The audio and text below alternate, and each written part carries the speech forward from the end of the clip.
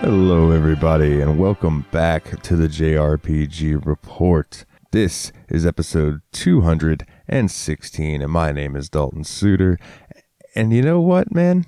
It's been a pretty decent week for some news. I mean, I guess depending on what you consider decent, but I hope that you all will enjoy it. And thank you for joining me again on another wonderful week. And let's get into it. I'm going to start off with, you guys know I love Neptunia and I love that series. And as of today, available on Steam, and I believe it is also available on the consoles as well, is Neptunia X Senran Kagura Ninja Wars. And it looks like a fun action RPG, if that's your kind of thing. I know some people are more for the turn-based stuff, and I think the mainline Neptunia series would be more up your alley. But this game looks really fun, and it looks really flashy. If you like seeing big numbers and lots of colors and fighting going on, it looks like maybe check this game out. It might be for you. I'm just happy that they continue to release games in the Neptunia vein because they're just hilarious series. Rolling on, we have some information coming out of NIS America. NIS America is tapping into its catalog once again. The NIS Classics Volume 2 is about to appear and give Nintendo Switch and PC owners a chance to play Makai Kingdom and ZHP Unlosing Ranger vs. Dark Death Evil Man. That is a tremendous name. ZHP Unlosing Ranger vs. Dark Death Evil Man. I want to play that solely based on the name. They're two older games, though in the case of Makai Kingdom, there are also new to people outside Japan elements. What do you need to know? Let's go over everything to do with the collection. So what is Makai Kingdom all about? Overlord Zeta is an idiot. To keep himself from destroying his netherworld, he decides to get rid of prophetic sacred tome that foretold the disaster. In doing so, he set the events in motion, which means he has to confine himself to the book to restore it.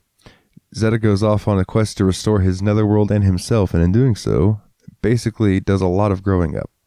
Like many of the early NIS games, this is a tactical RPG. However, it doesn't play out on a grid like many of the other titles. Instead, characters have a sphere of movement. Once Zeta summons them, they can move about the field, they can fight foes, collect items to send to the hub to make new characters, or ride around in vehicles to travel further and do more damage. Facilities are also an important part of building up your party. In addition to serving functions on the map, like letting you buy items, they can do things like boost your character's attack or earned experience. Also, reincarnation is a big deal, and a means of building up your party members so that they can dish out big number damage NIS strategy games are known for. So what is ZHP about? The world is about to end, because Dark Death Evil Man, a major villain, is going to kidnap and destroy the superpowered Super Baby. The only person who can stop him is Unlosing Ranger. However, he got run over by a car while racing to make it to the final battle. In his final moments, he passed on his powers and role to an unassuming bystander that showed up to the duel. Dark Death Evil Man curb stomps the new Unlosing Ranger. Instead of dying, the new hero is taken to a hero training facility above the alternate reality Bizarro Earth. There, the player will go through randomized roguelike dungeons to become strong enough to save the day. Like other mystery dungeon roguelikes, players follow the new Unlosing Ranger into various random labyrinths, each one allowing folks to increase their powers through body modifications, facilities, and total level count. Body modifications let you get the items and place them on a grid to build up your Unlosing Ranger's power. This will also change how your avatar looks. That's always a detail that I am super happy with. Like, anytime a game allows you to kind of change the way your character looks, I love it. I don't know why, but it's like a feature that I'm always just like, yeah, I can look cool or silly, depending on my mood. Anywho's, the facilities you build, which are unlocked by accomplishing certain goals and dying, can unlock new abilities. So if you die 3 times, you unlock the delivery ability that allows you to send items to storage while in a dungeon to preserve items you'd otherwise lose by dying. Getting a caravan by getting to level 3 will allow you to access other facilities in the hub or save, and the total level is an overall stat building system that takes into account levels you earned before dying or finishing the dungeon and adding them to the Unlosing Rangers level 1 foundation. So even though you may die or finish an area and be at level 1 next time, your new level 1 will be stronger as the result. Now, I know people are asking, like, why are these two games lumped together? To be honest, I'm surprised Makai Kingdom got bundled together with ZHP rather than Phantom Brave for NIS Classics Volume 2. That's because both Makai Kingdom and Phantom Brave have a lot in common. Both feature a system in which characters move in a certain range rather than on a grid. Each one involves a sort of confining mechanic, except here you're taking items in the hub and making a character based on that. Which means it is extraordinarily weird to package it with a roguelike like ZHP. I think this is just the person who wrote the article's opinion now, but Makai Kingdom first appeared on the PS2 in 2005. ZHP showed up on the PSP in 2010. The Makai Kingdom Portable, which was released, is based on, which this release is based on, as it has the PETA storyline, did show up on the PSP in Japan in 2011. So maybe that's why. Maybe they're just grouping them together because they're PSP games. But what makes these new versions special is this is the first time that both games appeared on platforms other than their original ones worldwide. Makai Kingdom only released on the PS2 everywhere. The PSP port didn't get a localization. As for ZHP, it's previously only released on the PSP. So in both instances, NIS Classics Volume 2 is bringing NISA games that didn't get ported to death over to the Switch and PC. And I don't know, man. That's a pretty cool deal. Honestly, I look forward to it at least. Makai Kingdom is the real selling point here. When it appeared on the PSP in Japan, it included a new storyline called PETA Mode, and thinking of it as an alternate telling of what might have been. We've met her in localized games before. She shows up in Disgaea 4, Disgaea 5, and Disgaea D2, and now we're finally seeing her origin story. So yeah, that's something that you could check out there.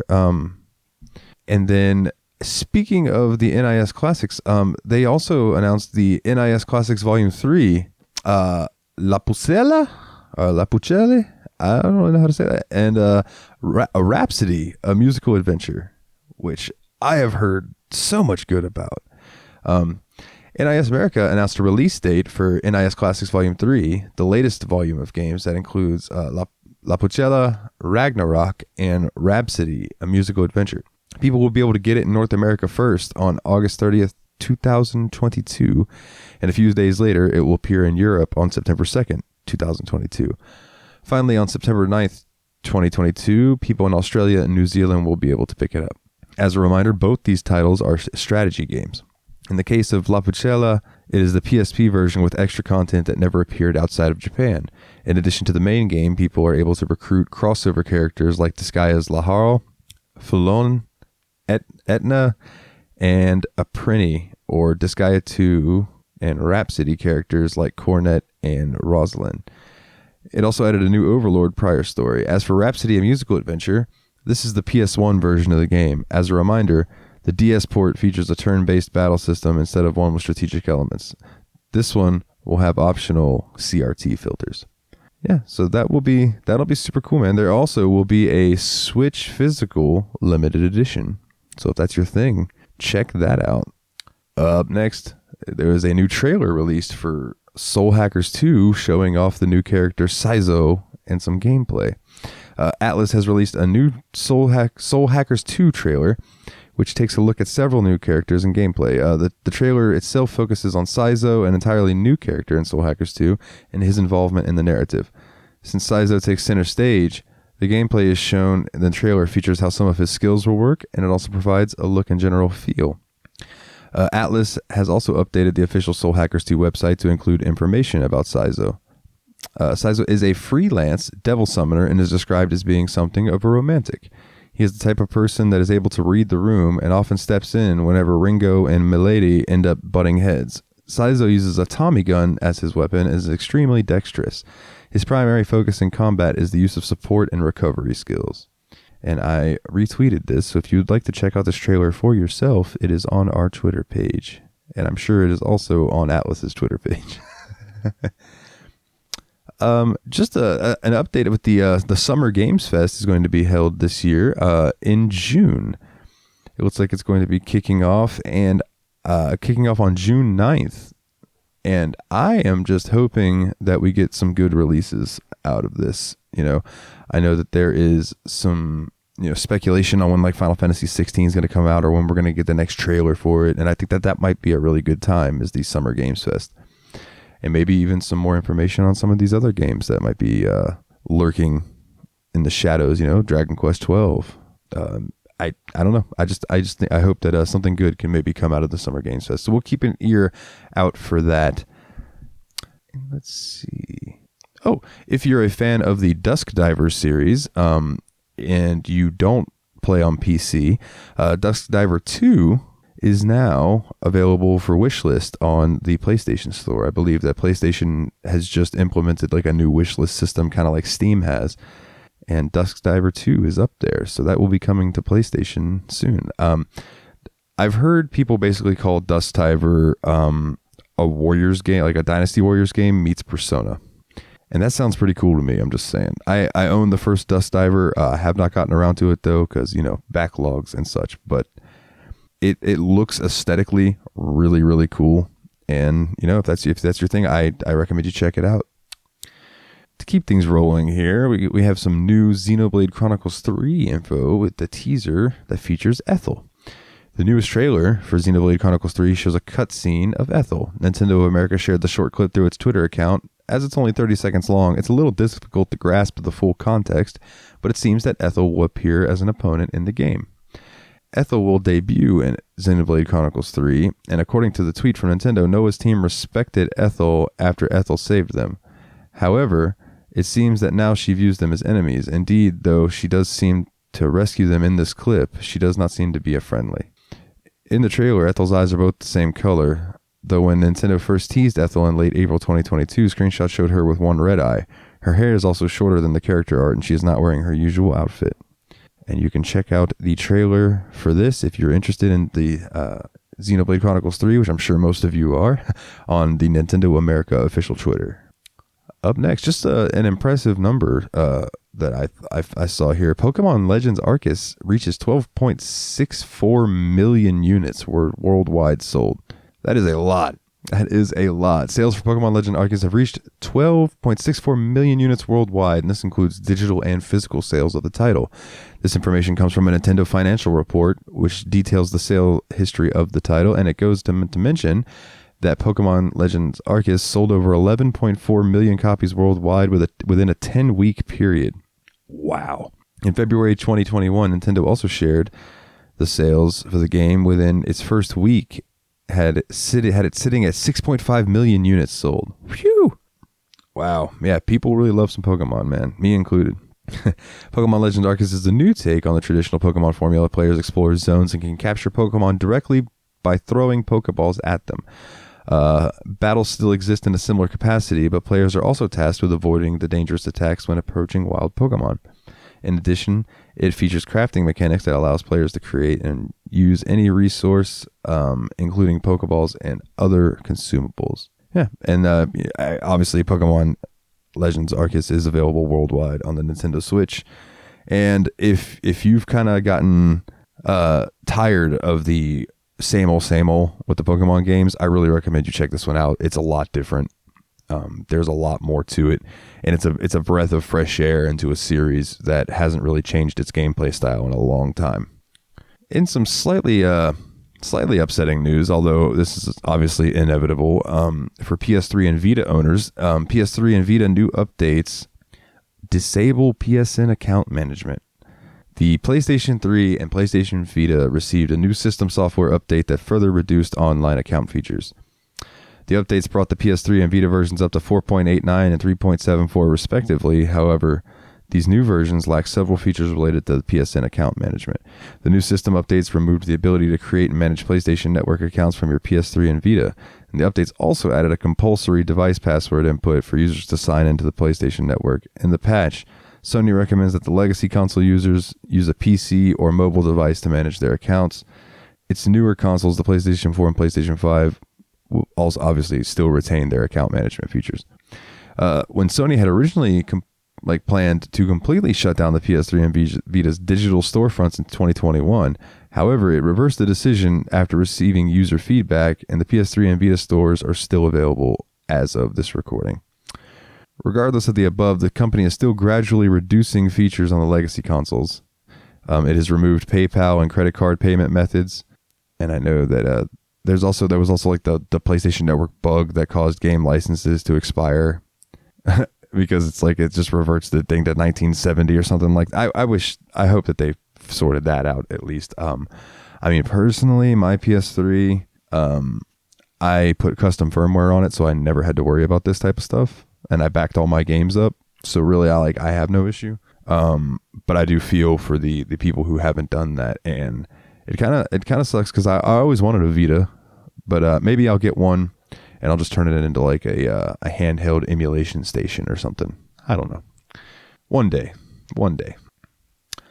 In some other kind of sad news, Tales of Luminaria to end service in July. Bandai Namco has announced that Tales of Luminaria will end service on July 20th, 2022. The developers thanked players for their time spent with the mobile title. Paid currency purchases will be suspending starting June 7th, 2022. However, consumers can use any paid currency they've acquired until the end of the service.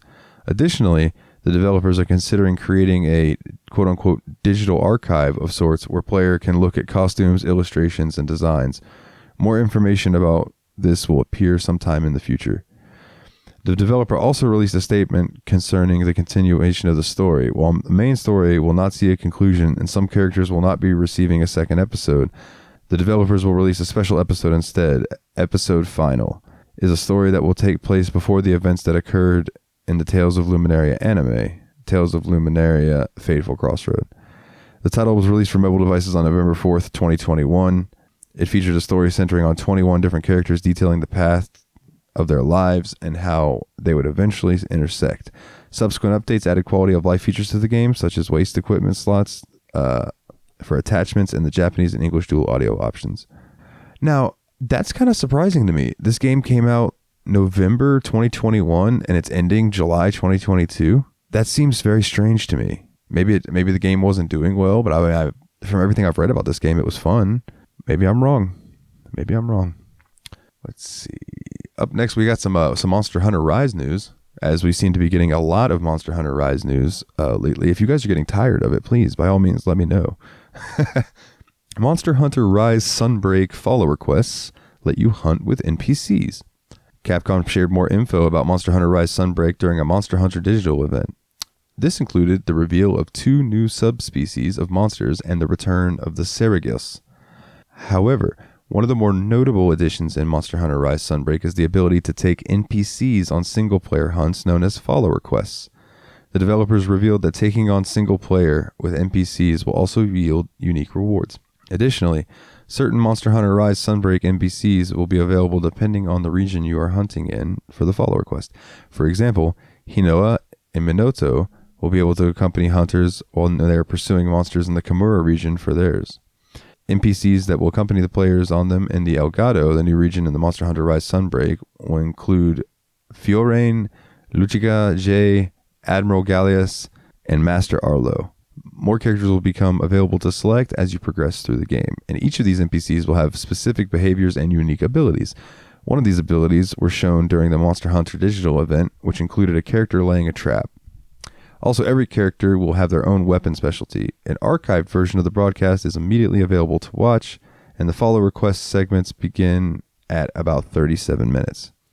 Monster Hunter Rise is available for the PC and Nintendo Switch, and Sunbreak will release for the PC and Switch on June 30th, 2022. A digital deluxe edition is available for pre-order, and Capcom has shared the prerequisites required in order to access content in the expansion. Up next, Sword and Fairy 7, coming to PS5 and PS4 this summer, with a physical edition also available in Japan and Asia. So, Softstar Technology out of Beijing will release action RPG Sword and Fairy 7 for PlayStation 5 and PlayStation 4 this summer worldwide for $29.99 under the name Sword and Fairy Together Forever, the developer announced. It will support Mandarin voiceover with English, Japanese, traditional Chinese, and simplified Chinese subtitle options. It will be published by East Asia Soft in North America and Europe, and Game Source Entertainment in Japan and Asia. Sword and Fairy 7 first launched for PC via Steam on October 21st, 2021, and a friend of the show, Hans, actually shared some pictures with me of this game when he first got it. And my goodness, is this game pretty. At least on PC. I'm sure it'll look great on the consoles as well, but as a PC game, I was blown away by how pretty the visuals were at these areas that Hans was in. So shout out to Hans. The new console version of the game will feature 4 exclusive outfits and a weapon. And a weapon appearance not available in the original PC release. Physical editions are also planned for release worldwide. Here's an overview of the game. Sword and Fairy 7 is an action role-playing game developed by Softstar Technology. The game starts with a story among 3 clans: human, deity, and demon. It brings rich storylines as well as improves the battle system compared with its previous episodes. Third-person real-time action mode is being used to replace the traditional turn-based battles. More fun and excitements will be brought to the players with smooth combat experience. This game will come at you with a boom of traditional Oriental aesthetic. Get ready for the adventure in this beautiful Oriental world. I don't know. I love like ancient lore and old stories and stuff, no matter where it's from, and specifically like the Asian culture has a lot of cool stories. And I know it may be slightly cliche, but like Romance of the Three Kingdoms is wonderful. That is good stuff, man. You know, and that's just half real, half not real. You know what I'm saying? So like I just have fiction, have nonfiction. So I'm really looking for more things like that to dive into. So if anybody has any recommendations, please, by all means, send them to me on Twitter at JRPG Report. Find me on Facebook, JRPG Report on Facebook, or join the Patreon, JRPG Report, patreon.com/JRPG Report, and $1, or I think it's $2. Yeah, $2 to get you into the Discord, and tell me about it there. Any way you can get a hold of me at Super Nerd Dalton on Twitter. Anyway, give me games with good story and mythology based in real life mythology and stuff. Like give me it all. I want it, please. But yes, anyways, back to what I was saying after that little tangent I had. The key features of the game is, other than the previous episodes, this time's real-time fighting is adopted, and players can enter the battle anytime. Plus, your player you control can be switched as anytime as you wish. Oh, okay. I wonder if it's more like an ease-style combat now. It looks like there are also multiple skills to make the battle smoother than ever. You can pet your spirits. Oh, no, I like that. You can also feed them. That's cool. And there's many games. A card game and others. Okay, so it looks like they haven't released all the information in this article. But anyways, if this sounds up your alley, I recommend it. It's on my Steam wish list. I'm going to pick this up at some point. I have Sword and Fairy 6, which I've been wanting to dive into. So after reading this, I might dive in that tonight. Yeah. Some news about Final Fantasy 16. The latest trailer is already complete. The latest trailer for Final Fantasy 16 is already complete and coming soon, producer Naoki Yoshida said during the Nier Reincarnation X Final Fantasy 14 collaboration special livestream. After talking about how Square Enix's American marketing team was upset with Yoshida for saying development on Final Fantasy 16 is quote-unquote in the final stretch during a recent interview, the following conversation between Yoshida and Nier series producer Yosuke Saito ensued. Yoshida said, we said next time we would release information is in the spring, and I'm being told, so when exactly is spring to you? Saito, after all, the Nier Reincarnation collaboration with Final Fantasy 14 is supposed to be in the early summer, and that's already next week. Right now we're in between spring and early summer. Yoshida, no, the trailer is already complete, but it was delayed for various reasons. I think it'll come out soon. Saito, I've seen some footage as well. I was really impressed by what you guys have made. Yoshida, you were practically chuckling by how absurdly well made it is. That being said, the development team has put in a tremendous effort. From this point, we're fervently playing through it, polishing it and debugging and thoroughly optimizing. So I think we're going to take a little longer there. It's already come together considerably. I feel like we should spend a little more time in that area. And please, if any of those developers happen to be listening to this, I speak for all JRPG fans when I say, take all the time you need to make it a gem. That's all we want. Rolling on, Genshin Impact. Some news coming out of there. Back when the last Genshin Impact event schedule showed up, it offered general information about spices of the West. Now there are more details about how it will work and some of the benefits people will get. This is a cooking event involving spices. Who'd have thought, right? It will also involve interacting with Genshin Impact characters and the Serenitia pot. Oh, I'm sorry. Wow. The Serenity pot. Okay, that is a great name. Serenity. Anyway, earning companionship experience with them. Things kick off May 14th, 2022. As a reminder, Genshin Impact Spices from the West will be a Serenity pot cooking event. Why would they remind you? They just told you that. Why would they remind you about that again? After completing Tubby's Idle Teapot Talk and Realm Dispatch, you will be making seasonings and food for Nazafarin. Between May 14th to the 21st, 2022, people will 7 fragrant seasons. I think it's supposed to say people will get 7 fragrant seasonings recipes. Siliconera, you are slacking today. These turn delicious cooked dishes into fragrant ones.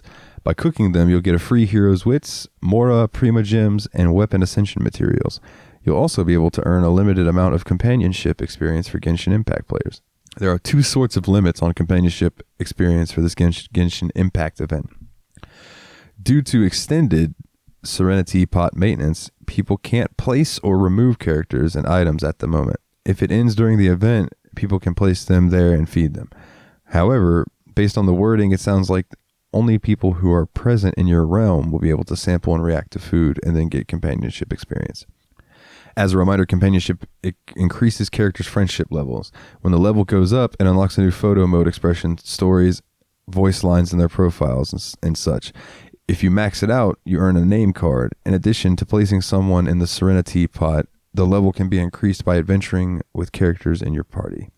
And as a reminder, Genshin Impact is available for PlayStation 4, PlayStation 5, PC, and mobile devices with a Switch version in development.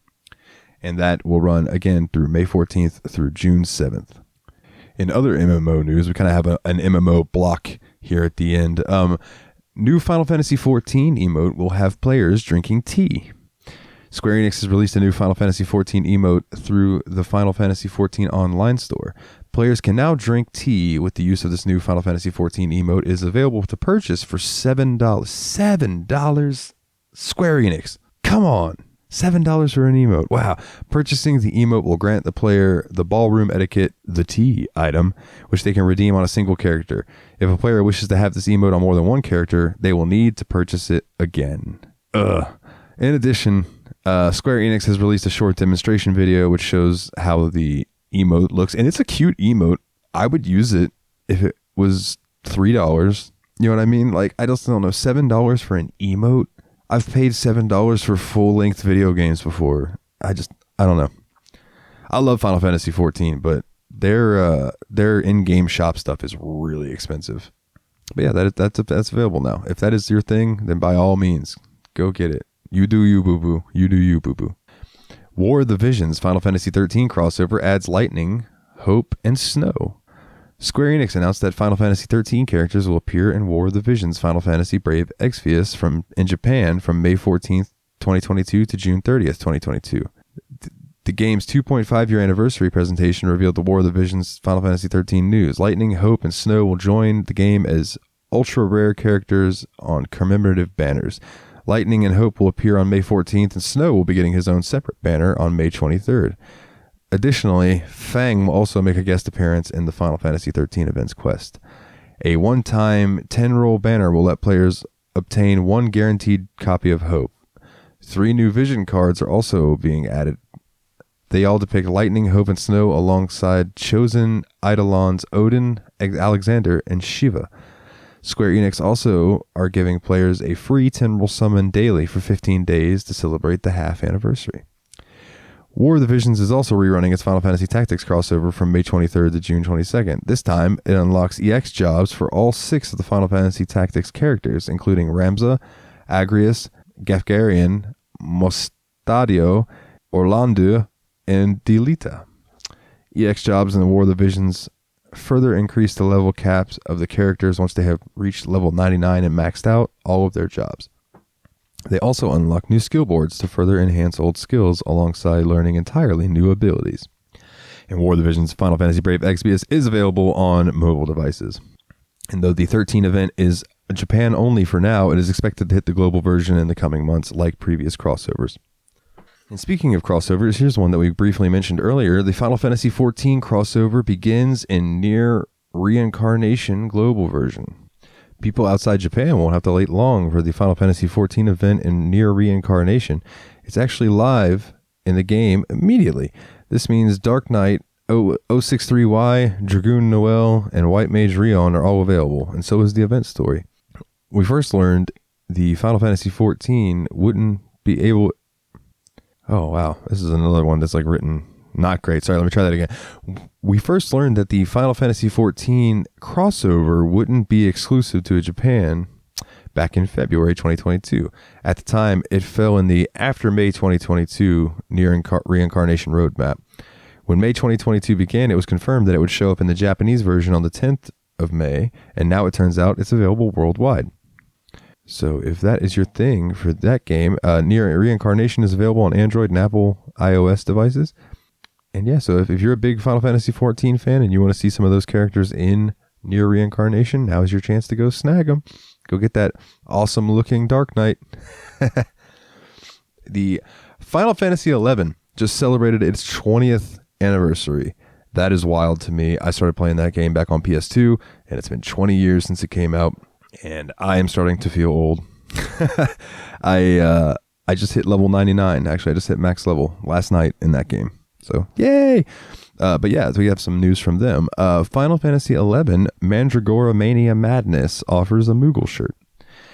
People can earn a Moogle shirt cosmetic in Final Fantasy XI thanks to the new Mandragora Mania Madness event.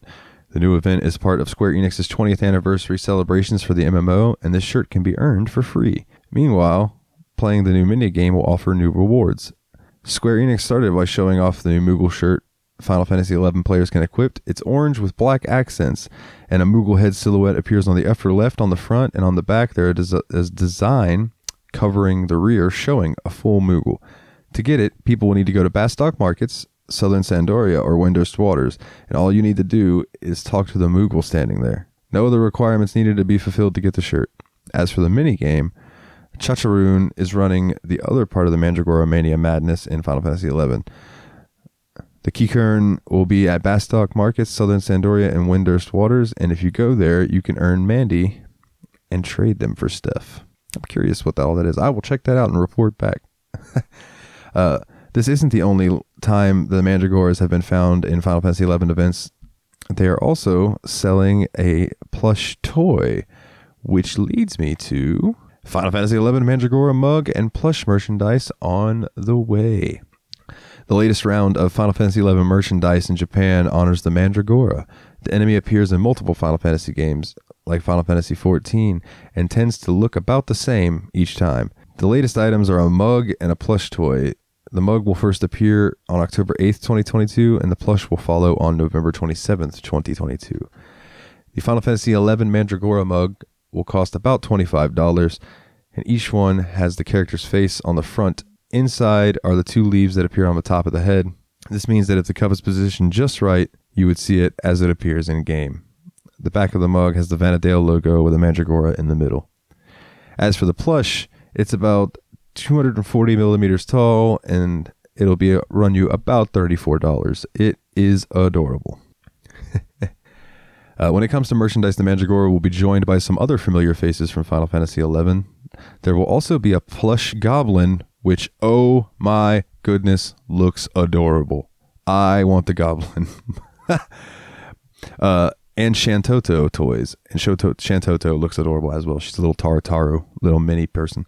Like the Mandragora, both are sitting and will appear on November 27th, 2022. The Shantoto is $39, and the Goblin is slightly more expensive at $49. However, the Goblin does come with a removable backpack. Yeah, Final Fantasy 11 is available on PC. It is no longer on consoles anymore, but it's still a PC game for people who want to go back and just get a big whiff of that nostalgia. It's wonderful. It's been a great time playing through it again. And to kind of wrap up the news section here before I get into a correspondence that we have from a listener, Square Enix trademarked Emberstoria and registered some domain names. So they filed a trademark for Emberstoria Overwrite on April 28th in Japan. And it was made public as of today, as of recording this, so May 11th. The domain names emberstoria.com and emberstoria.net were also registered by the company. Yet they have not announced a game, manga, or any form of media with that title. So cross your fingers that maybe this is a new JRPG IP and we'll get something to sink our teeth into. That would be cool. That would be very cool. Hopefully it's not a mobile game. No offense to mobile games. I don't want another mobile game. Oh, man. So we have a listener correspondence. I asked a listener of the show, Adam, and a friend of the show, if he could give me his opening thoughts on Eiyuden Chronicles Rising, because he picked it up and that game has just recently released in the past couple of days. So I just wanted to kind of his thoughts on the opening and what he thought, of the beginning and things like that. So here is what Adam wrote me. He says, Eiyuden Chronicles is a 2.5D side-scrolling action RPG set in the same world as Eiyuden Chronicle 100 Heroes. You play the main role as CJ, a young girl whom is following the same footpaths as her parents, being a relic hunter, and initially comes into an area to participate in her family tradition. After an earthquake, she helps the townsfolk to rebuild the town through town building and crafting and clearing out monsters from different dungeons. The gameplay is simplistic but fun, reminding me of Mega Man crossed with early Mana titles with a jump, attack, and special button, and no dodge or block mechanic, with the jump being the only way to avoid damage. The combat did feel like it was on rails, with movement being forward, backwards, up, and down, and the story is typical JRPG feel with quests and such as rescuing a cat and helping an old man find some food to battling a sentient tree monster in the forest dungeon.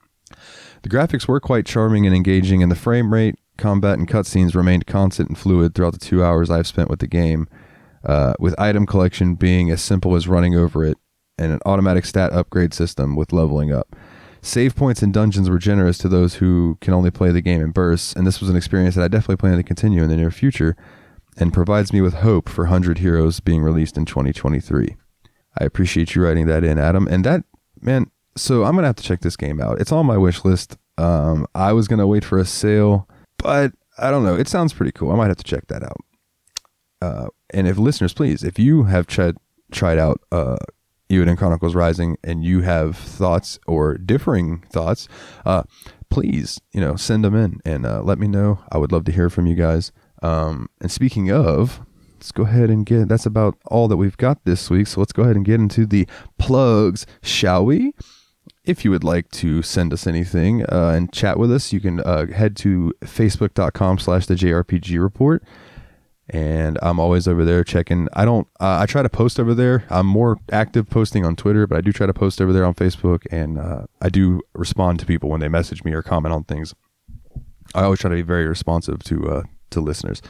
And if Twitter is more your thing, you can find the show at JRPG Report, and you can find me at Super Nerd Dalton. I can't always promise that my personal page will be as safe for work, we'll say, language-wise and things, as the JRPG Report page, but I keep the JRPG Report page clean, squeaky clean. It is strictly for gaming news. And if you would like to support the show, it would mean a lot to me. Being furloughed, or not even furloughed, being just like out of work because of the pandemic and things like that. The Patreon money literally helps me keep the lights on. And I do appreciate everybody who supports the show. It's patreon.com/the JRPG Report. And any of the tiers that you join will give you access to the new Patreon Discord channel, where we've been having some good chats about gaming, music, and just gaming in general. Some Persona chat's been going on.